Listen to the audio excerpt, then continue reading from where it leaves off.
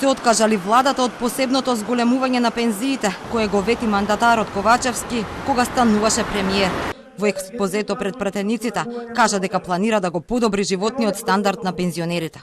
Покрај усовршување на методологијата за пресметка, вети дека ќе има и посебно зголемување на пензиите, а тоа ќе биде една од првите одлуки кои ќе ги донесе новата влада. Една од првите мерки на новата влада ќе биде поддршка на пензионерите преку посебно зголемување на пензиите. Остануваме посветени и на подобрување на понатамошниот модел за редовно усогласување на пензиите. Дека ќе биде историски најголемо потврди вице-премиерот Битики, но тој се повика на методологијата. Јас не би сакал да играм со методологијата, но таа ќе биде една од поголемите зголемување на пензии кои што се случила во изминатите години и ќе укаже на стабилноста на пензискиот. Но како поминуваше месецот, изјавите се испомеша. Премиерот ретерираше. Последниве денови го најавува само уште едното законско согласување, кое најверојатно ќе биде по нова методологија, која како што вели ќе обезбеди пораст на пензиите. Најавите ги дополни со еднократна парична помош за пензионерите поради кризата, а посебното зголемување воопшто не го спомнува. Треба да произлезе нова методологија за пораст и усогласување на пензиите.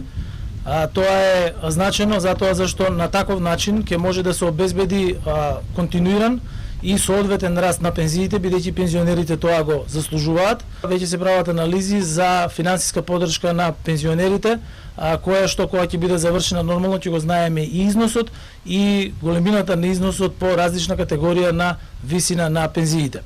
Вице-премиерот пак Битики вчера кажа дека ќе биде или едното или другото, но сите ќе бидат задоволни.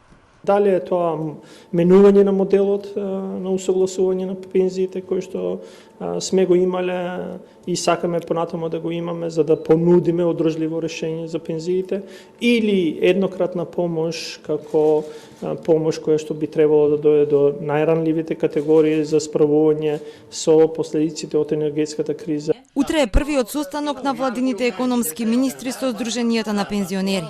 Детали со кои предлози ќе настапи владата за сега нема. Велат сите опции ќе бидат на маса.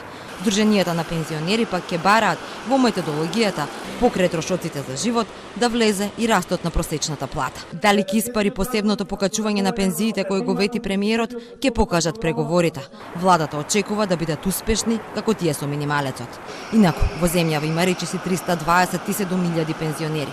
Третина од нив, или нешто помалку од 90.000, се со пензии до 11.500 денари.